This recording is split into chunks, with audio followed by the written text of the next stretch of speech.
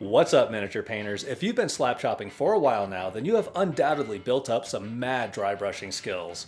In fact, if you're a slap chop aficionado, then your dry brush skills probably far surpass mine. So today we're going to take a slightly different approach to applying color to a miniature while remaining well within that dry brushing comfort zone. Welcome to Trehane Miniatures. I thought that painting a miniature with this approach today would be a great way to demonstrate how the skills developed through slap chop can be used with the standard acrylic colors that most painters already own. Much like the underpainting step of slap chop, we're going to get the colors on the miniature today using a series of diminishing dry brush layers. Then, instead of following up these dry brush layers with a translucent speed paint, we're going to come in with a single color oil wash or nouche wash to add depth and shadow to the paint scheme. Because we are relying on the oil wash to add shadow and color separation to this piece, I'd recommend starting out with a lighter primer color, something like an off-white or light gray. This way, the acrylic colors appear more vibrant on the piece before we darken them down with the oil wash.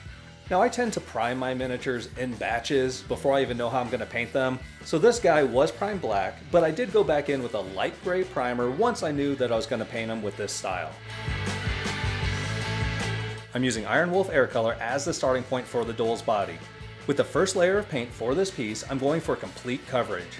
As our dry brush layers get lighter in color, they will also get lighter in dry brush application. Even though I'm not technically using the dry brush technique for this first layer, I'm still using a rather large dry brush because of how effortlessly it gets the paint on the large surfaces of the model. I'm using Magecast Magenta for the belly portion of the miniature. I'm beginning to appreciate these Warpaint Fanatic paints because of their awesome single coat coverage. They're becoming my go-to paints for speed painting like this, where I just want to get a base layer on the miniature fast. Next, I'm going to use some Pixie Pink to differentiate the throat scrotum from the rest of the belly area.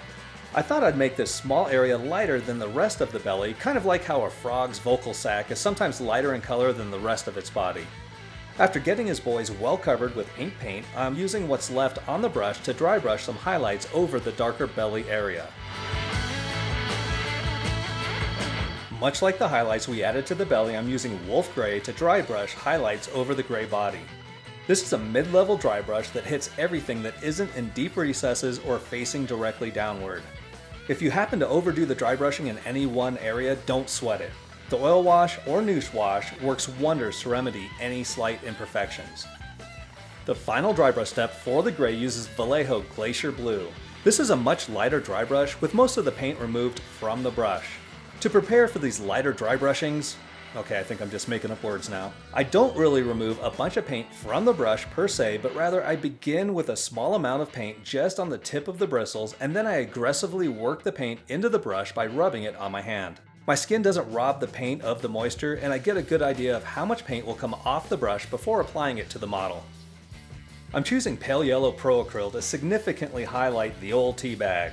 I don't need much paint for this small area.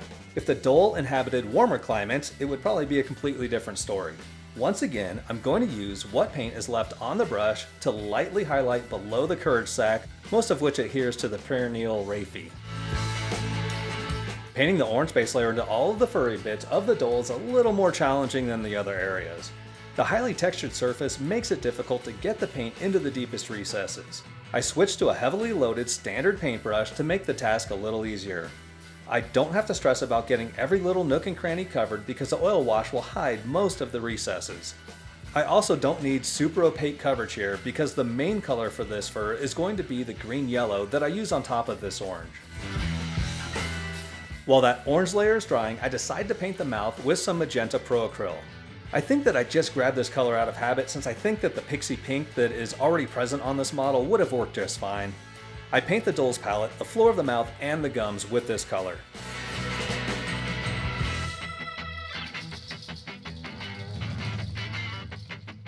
I then add a little pale yellow to the magenta and use it to brighten just the Dhole's gums. These are pretty stark highlights that aren't blended very well into the surrounding pink gums. Once again, I'm relying on the oil wash to significantly improve this quick application of paint. Continuing with the mouth, I base coat the tongue or tongues with dark plum. Yep, here it is. For these smaller details, we're going to use more traditional base layer methods, which I guess will move us into more of the base shade highlight way of painting these smaller details. Same thing for the teeth, where I'm base coating all of the chompers with German Camel Black Brown before hitting them with a quick wet brush of dead flesh. One important note with the dead flesh is that I'm not taking it all the way up to the point where the teeth meet the gums. So I'm only covering about 3/4 of each tooth, and I want this coat of paint to have a streaky, non-uniform coverage. Going back to finish up the fur, I'm using Warpaint Fanatic Rainforest over the existing orange layer. I'm using a heavy dry brush or wet brush technique here, and allowing the heavily textured surface to do most of the work for me as it catches the paint off the side of my brush. I thought that a little orange showing through underneath this yellow-green color would look cool, but we'll see how it holds up after the wash. I'm kind of counting on the wash to knock back the intensity of these colors a little bit. Before the wash goes on, I'm using some Payne's Gray to base coat all of the eyes.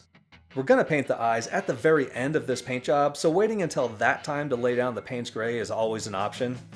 That way there's no risk of undoing this work while painting the rest of the model. And now we'll make our oil wash. I'm using 1 part Phthalo Blue oil paint, and yes, I say Phthalo Blue because Bob Ross says Phthalo Blue. I know that's not how you pronounce it, but I'm going to keep doing that. Pay homage to the great one. Alright. So anyway, I'm using 1 part Phthalo Blue oil paint to 4 parts Alizarin Crimson. Then I add 10 times as much odorless mineral spirits as I have paint. I like to keep this in a small glass vial, both to shake up the mixture and to store any excess for later use.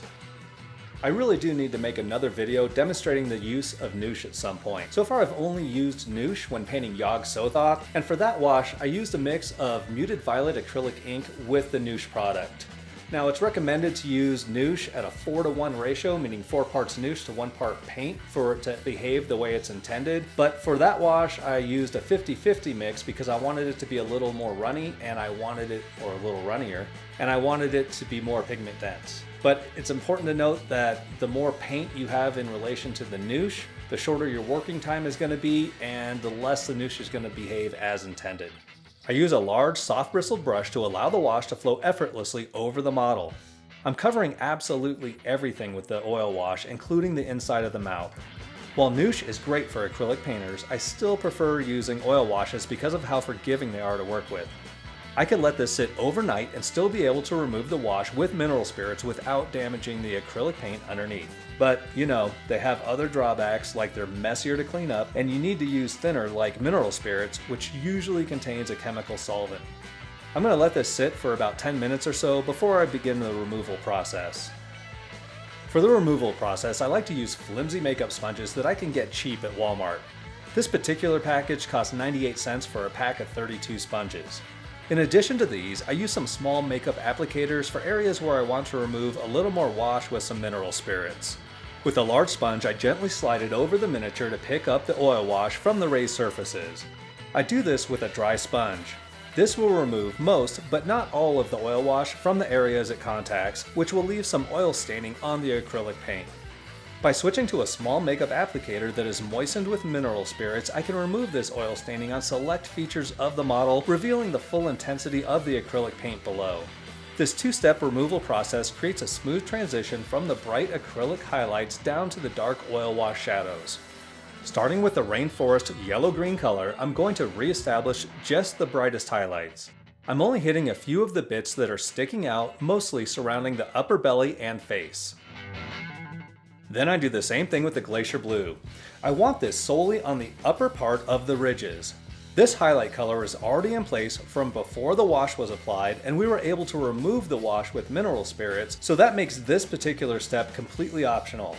I like to take a minute to add these final highlights again as a way to make sure that the full intensity of the paint is present here.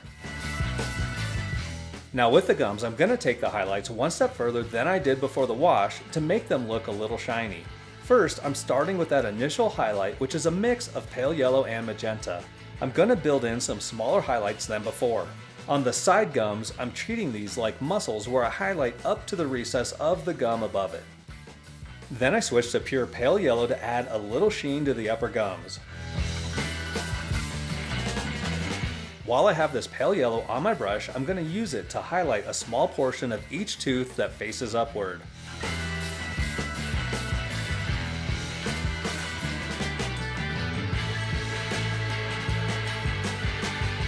I'm also going to mix a very small amount of purple into the pale yellow to dot in some highlights on the tongues.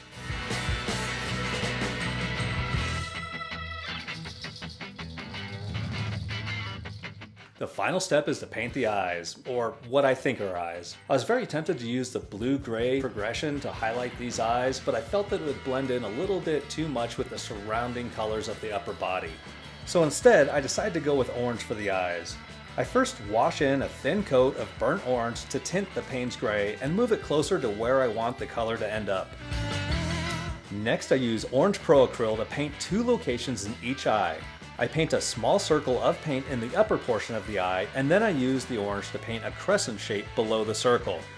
This is a very easy way to paint eyes that makes them look interesting without involving too much work. It's very similar to painting a gem or crystal or any other solid translucent object where light enters from above but creates a larger bright area on the bottom of the object where the light exits. Finally, I return to the pale yellow one last time to paint small glints of light within each of these orange shapes. I like to paint these final highlights off-center within the existing shapes. For the crescent, I try to paint the highlight along the upper edge of the orange shape. For the circle, I'll paint a smaller dot in the upward-facing part of the circle and even have it extend outside the circle a bit. This way it looks more like reflected light rather than a very lightly colored pupil.